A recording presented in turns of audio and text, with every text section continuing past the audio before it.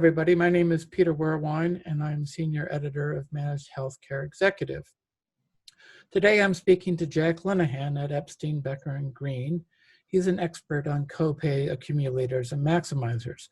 We've talked to Jack before about this knotty subject. He's something of an expert, and we wanted to check in with him again. So thanks for the time today. Sure. Thank you for having me, Peter. So there are going to be people who listen to this and or watch it who are not familiar with copay accumulators and maximizers. So could you give us a quick thumbnail sketch of these programs? Sure. So just to back up a little bit, I think it's important first just to understand a little bit about how manufacturer coupons work, or copay coupons. So drug manufacturers, particularly branded drug manufacturers, use copay coupons to facilitate access for patients to certain types of drugs that are reimbursed in the commercial setting. And beneficiaries can use coupons at the pharmacy point of sale to cover their out-of-pocket costs and therefore better receive the drug. But also at the same time, historically, those coupon payments have counted against the beneficiary's out-of-pocket obligations. So that would include their deductible and out-of-pocket limit. So the result of that is that the beneficiary not only receives the drug, but also is able to progress through the benefit parameters of his or her plan. However, plans and PBMs have long been very much opposed to the use of coupons, and they argue that they undermine the mechanisms that they use, including the deductible and out-of-pocket limit. They use those mechanisms to try to control costs and really to incentivize more cost-effective utilization and drug selection. And so they say that coupons very much damage those abilities. Now, historically, there wasn't too much that plans and PBMs could do to counter coupons because they didn't have a lot of insight into when they were being used at the pharmacy.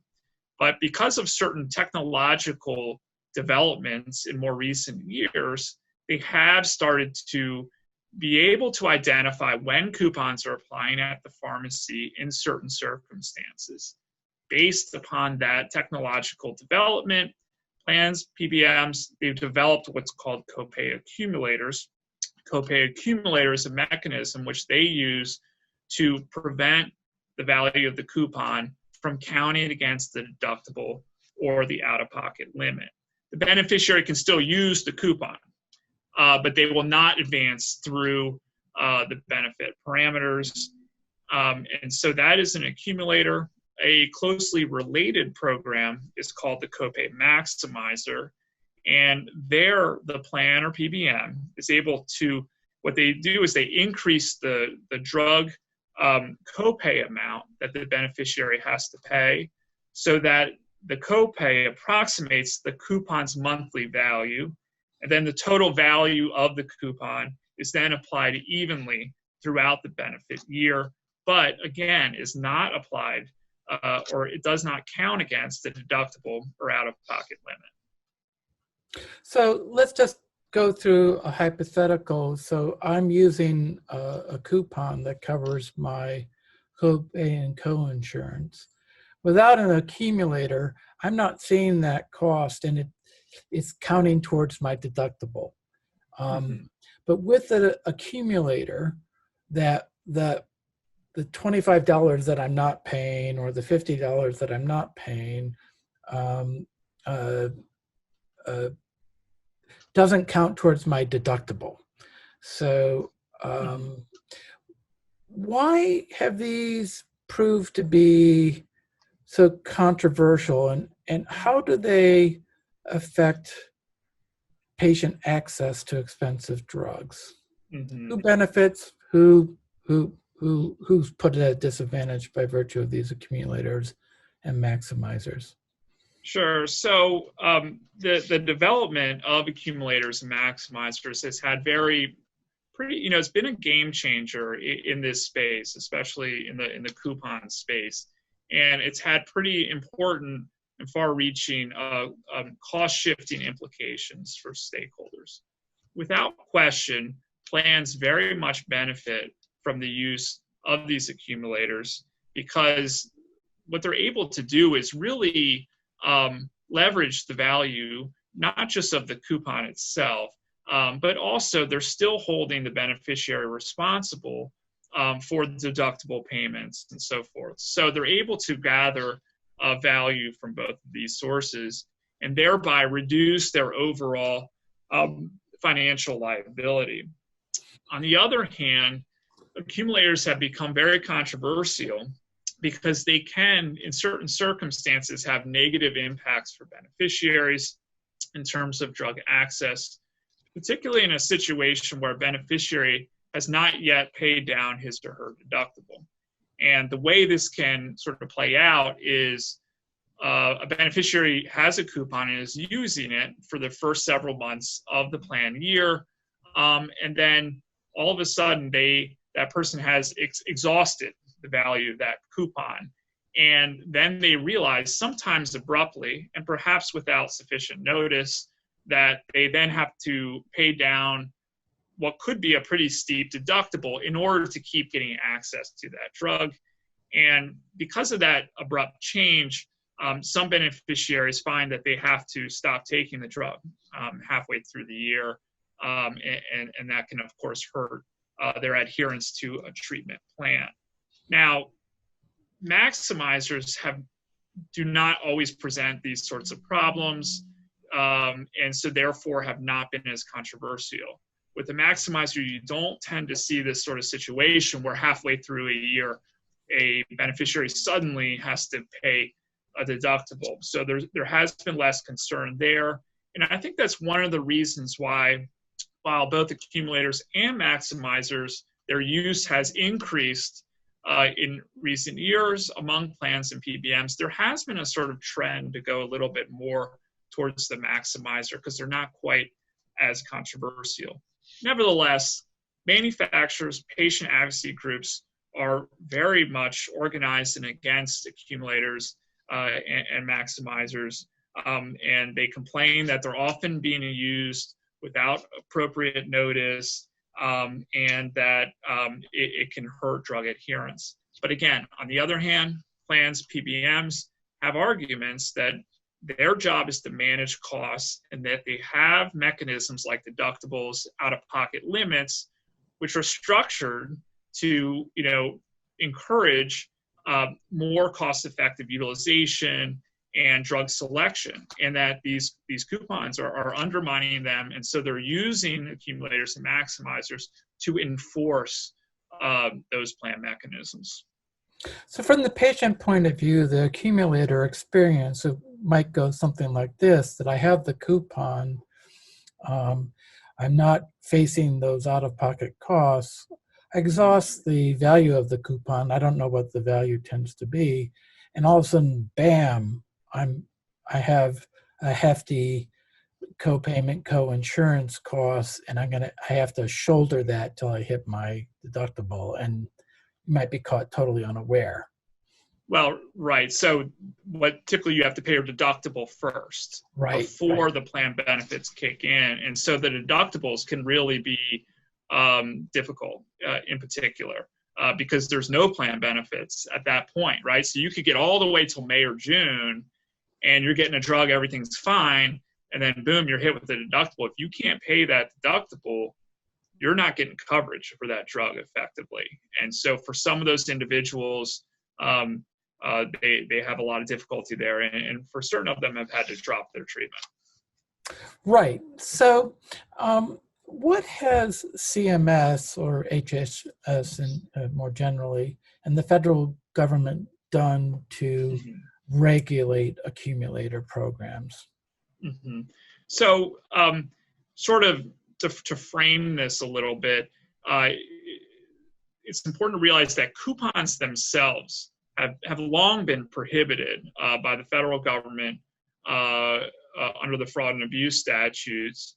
They provide that coupons cannot be used under the federal healthcare programs. So, coupons, accumulators, none of these issues even come up for conversation when we're talking about Medicare, Medicaid, TRICARE, et cetera. But coupons have been prevalent in the commercial space. They're a very, very critical tool being used by drug manufacturers.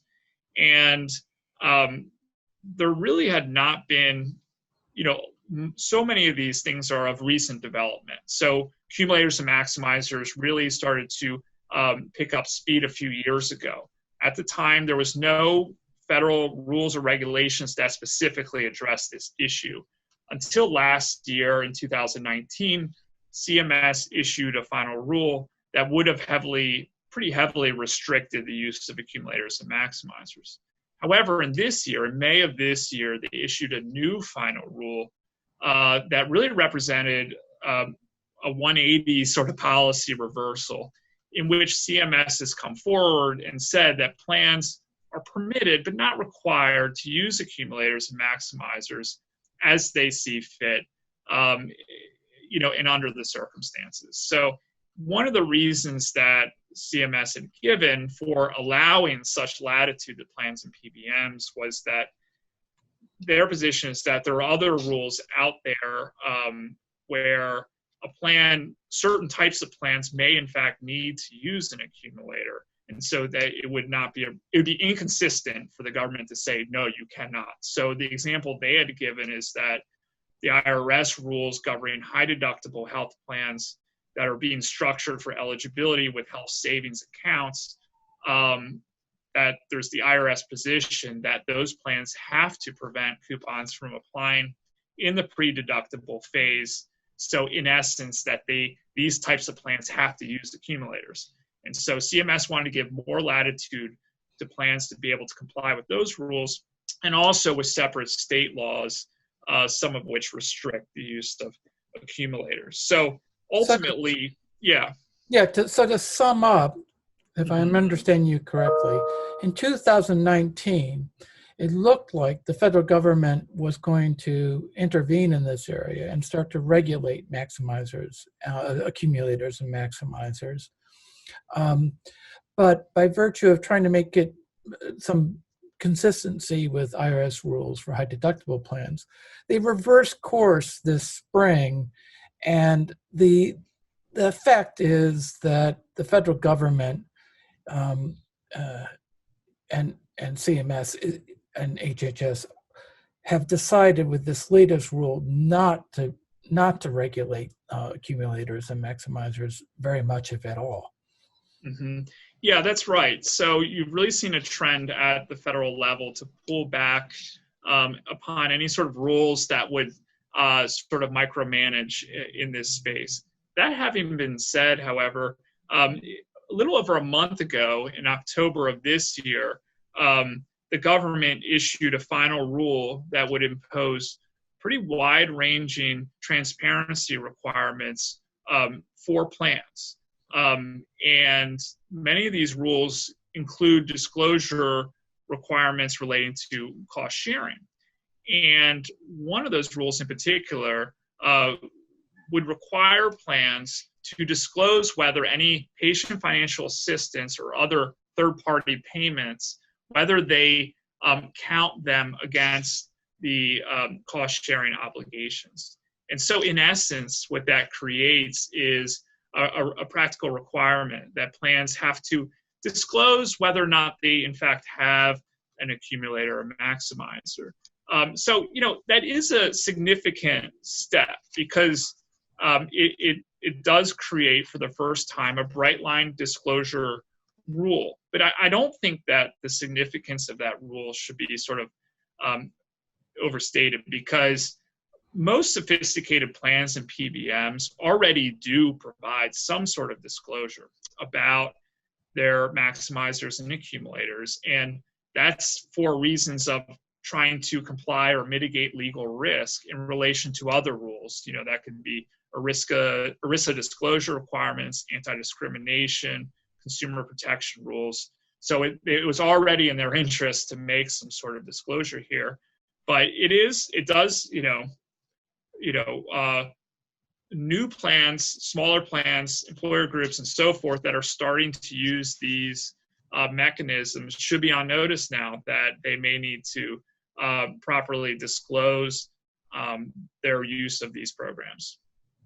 Yeah, it seems like lack of disclosure was at least one element here that this rule addressed, and Mm-hmm. at least the element of surprise is taken out of the programs.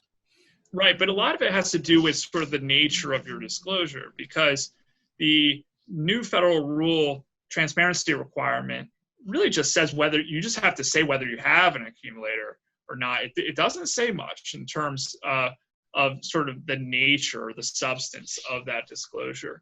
And that can still be important when you start looking at other legal considerations. That is, how fulsome should that disclosure really be? And that's an issue that plans will need to grapple with.